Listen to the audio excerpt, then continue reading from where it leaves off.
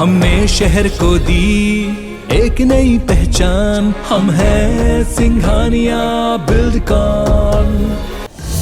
Petrol और diesel की कीमतों में आज से 80 पैसे की बढ़ोतरी हो गई है। ये बढ़ोतरी 137 दिनों के बाद हुई है। पेट्रोल डीजल के दामों में बढ़ोतरी कच्चे तेल की लगातार बढ़ती कीमतों और रूस यूक्रेन युद्ध के चलते ग्लोबल तेल के दाम बढ़ने के चलते हुई है। पेट्रोल और डीजल में 80 पैसे प्रति लीटर का इजाफा किया गया है। अब से कीमतों में रोजाना बढ़ोतरी की भी आशंका है।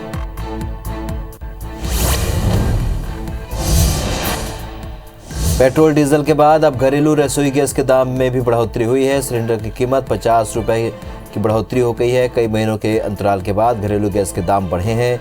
आखिरी बार 6 अक्टूबर को गैस के दाम बढ़े थे। रसोई गैस के दाम बढ़ने से आम लोगों को परेशानी का सामना करना पड़ सकता है।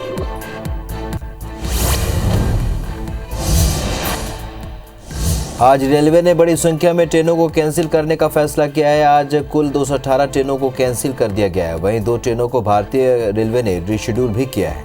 इसके अलावा आज 13 ट्रेनों को डायवर्ट भी किया गया है। बता दें कि ट्रेनों में यात्रियों की कम संख्या और रेलवे ट्रैक पर चल रहे कामों के चलते ट्रेनों को कैंसिल किया गया है।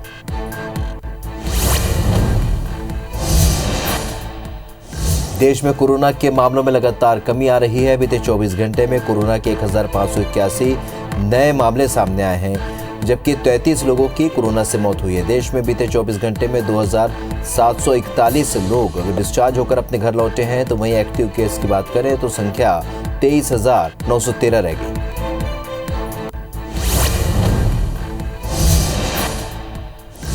राजधानी दिल्ली में डेंगू के केस दिनों दिन बढ़ते जा रहे हैं। अभी डेंगू के मामले 50 के पार पहुंच गए हैं। दक्षिण दिल्ली नगर निगम की ओर से जारी की गई ताज़ा रिपोर्ट के मुताबिक इस साल मार्च के महीने तक डेंगू के कुल 52 मामले रिकॉर्ड हो चुके हैं। मार्च महीने तक डेंगू के आए इतने मामलों ने पिछले कई सालों का रिकॉर्ड तोड़ दिया है।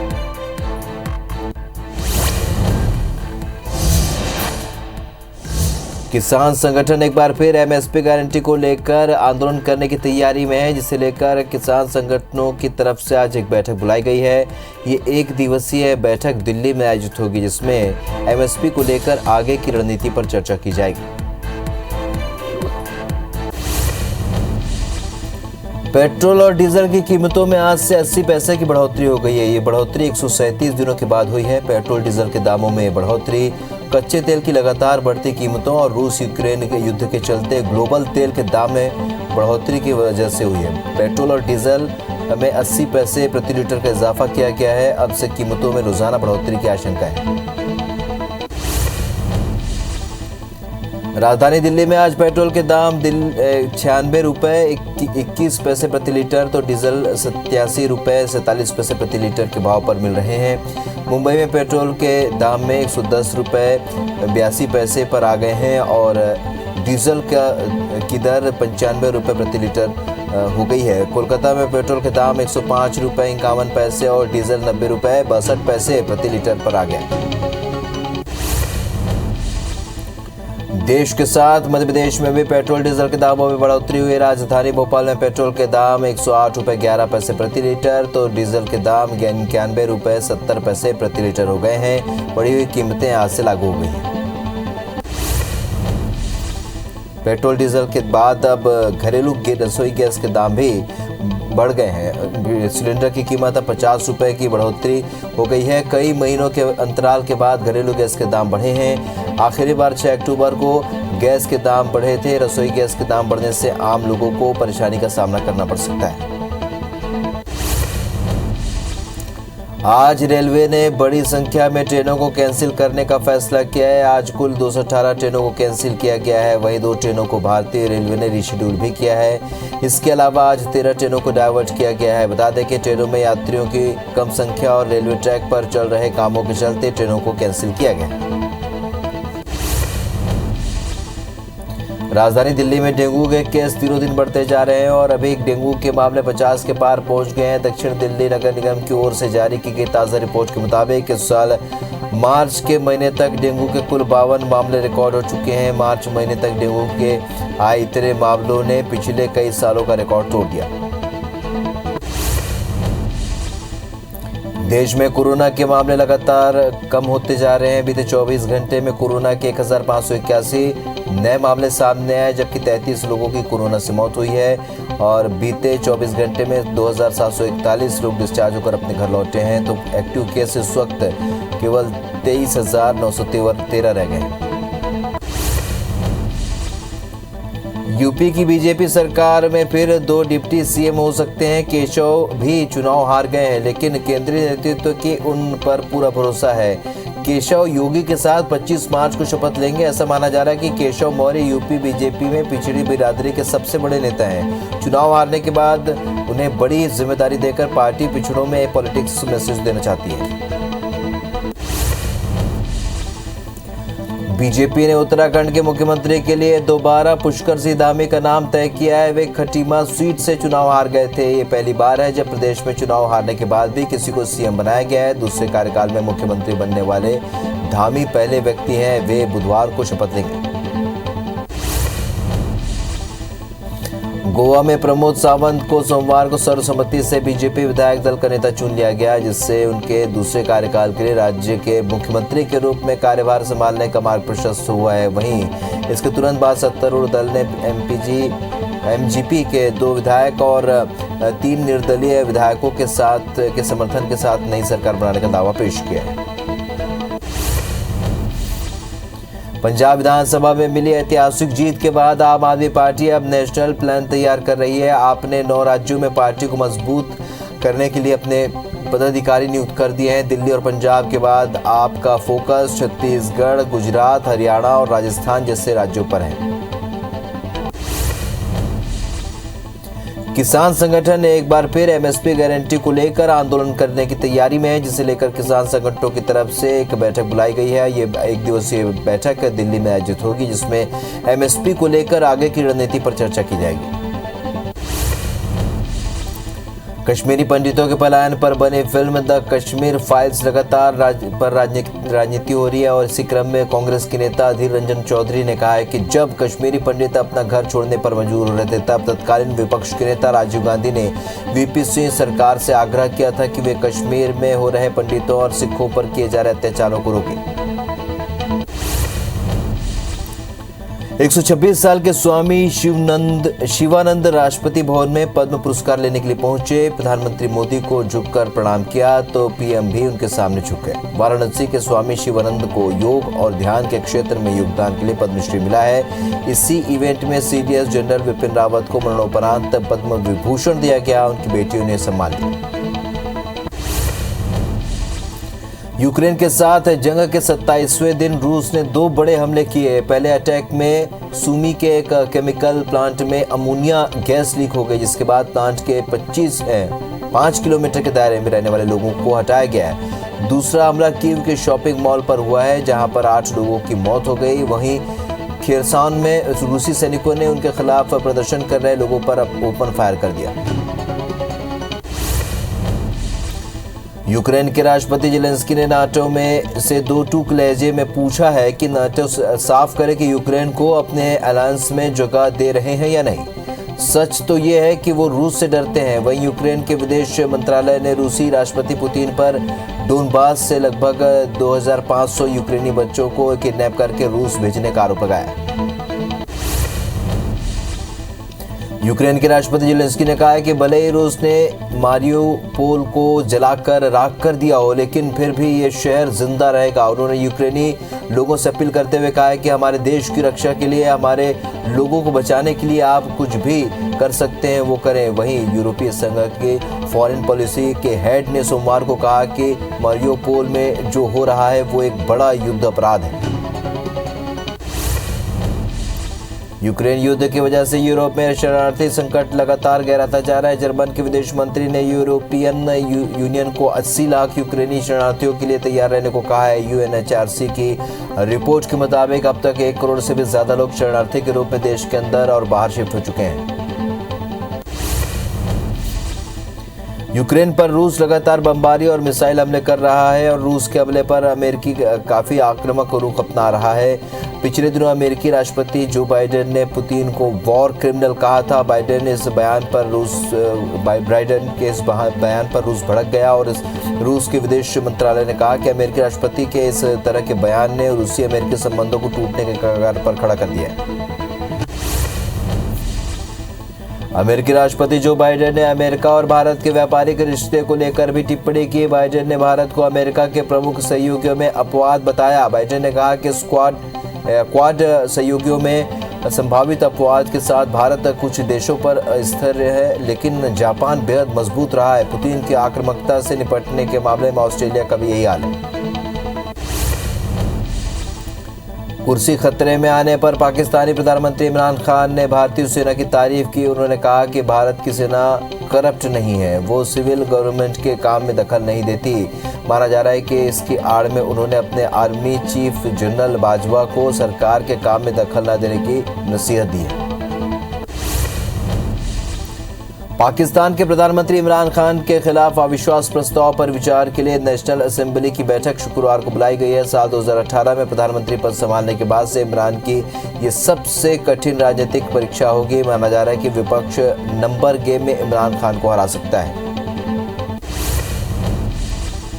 पाकिस्तान में सियासी पारा हाई हो चुका है। अब पाकिस्तान मुस्लिम लीग नवाज ने अपने पीएम उम्मीदवार की घोषणा कर दी है। पाकिस्तान मुस्लिम लीग नवाज की उपाध्यक्ष मरियम नवाज ने बताया कि इमरान खान अगर बहुमत नहीं साबित कर पाते हैं और सरकार गिर जाती है तो PMLN के नेता शहबाज शरीफ प्रधानमंत्री पद के लिए पार्टी के उम्मीदवार होंगे।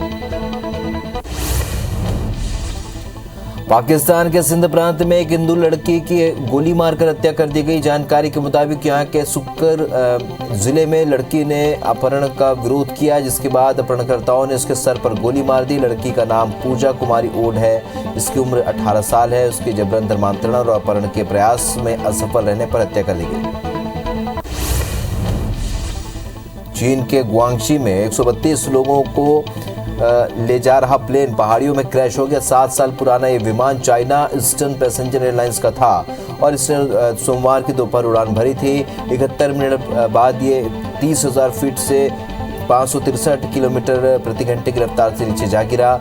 हादसे में कोई जिंदा नहीं बचा। इससे पहले चीन में 2010 में एक विमान हादसा हुआ था जिसमें 44 लोग मारे गए।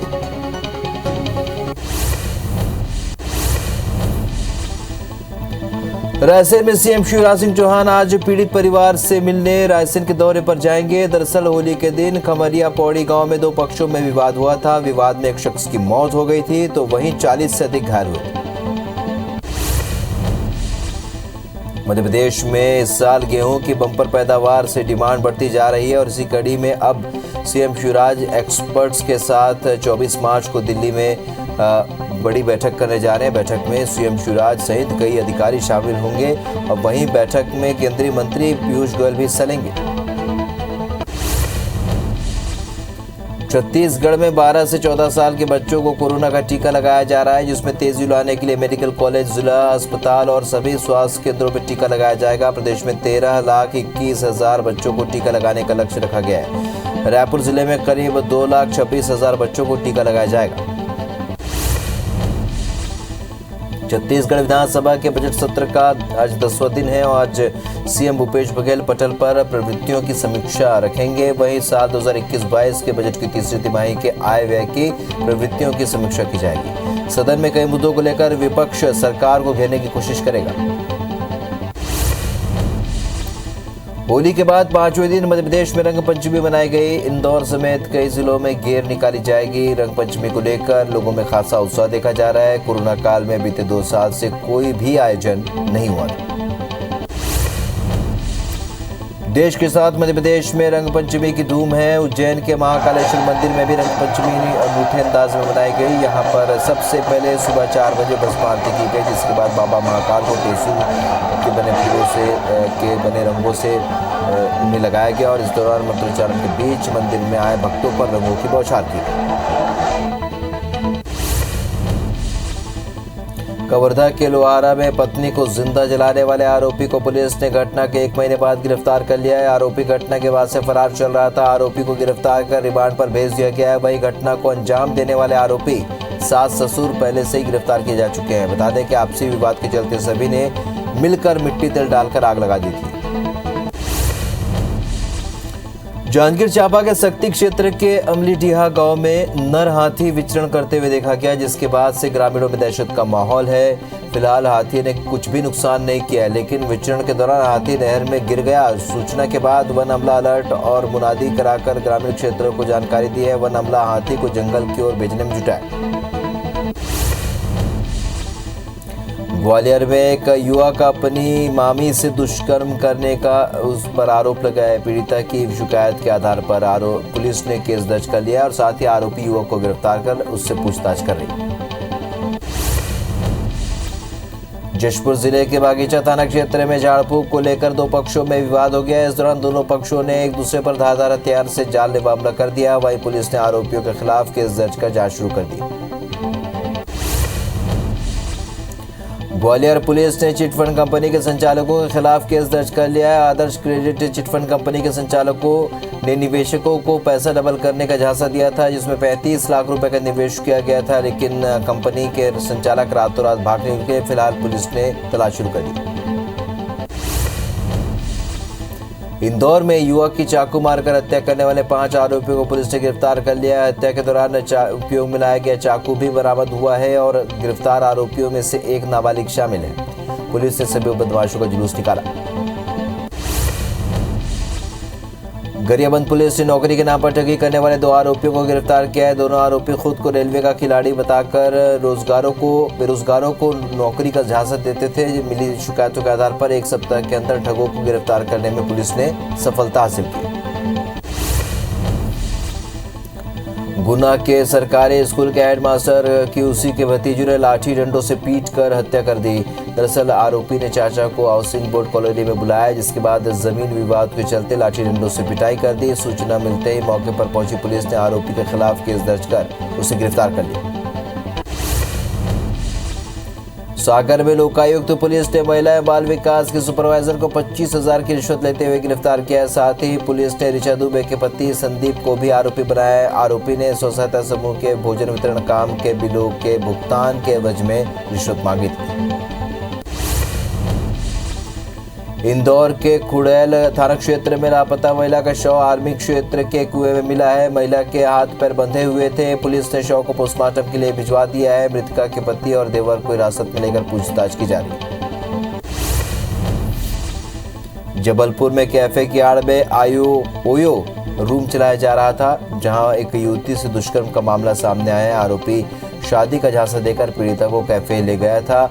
युवती जब गर्भवती हुई तो मामले का खुलासा हुआ। पीड़िता की रिपोर्ट पर पुलिस ने मामला दर्ज कर आरोपी निक्की ठाकुर की तलाश शुरू कर दी।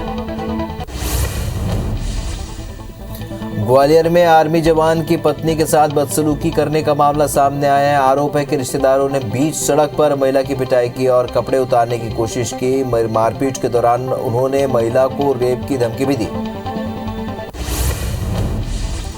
बलरामपुर जिले में जनदर्शन के दौरान एक रेप पीड़िता अपने पिता के साथ पहुंचकर शिकायत दर्ज कराई है। दरअसल पीड़िता के प्रेमी ने उसे शादी का झांसा देकर दुष्कर्म की वारदात को अंजाम दिया। वहीं कार्रवाई में देरी होने के कारण परेशान पीड़िता एसपी से न्याय की गुहार लगाई।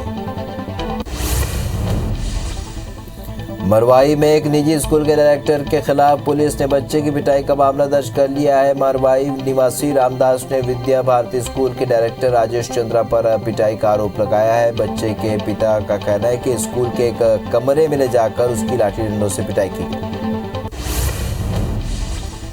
बलरामपुर की बलंगी पुलिस ने छत्तीसगढ़ मध्य प्रदेश सीमा पर 2 वाहनों से 21 पेटी अवैध शराब जब्त की है। साथ ही सप्लायर समेत 3 आरोपियों को भी गिरफ्तार किया गया है। जब्त शराब की कीमत लाखों में बताई जा रही है। आरोपी अवैध शराब को ईंट भट्टों में सप्लाई करते थे।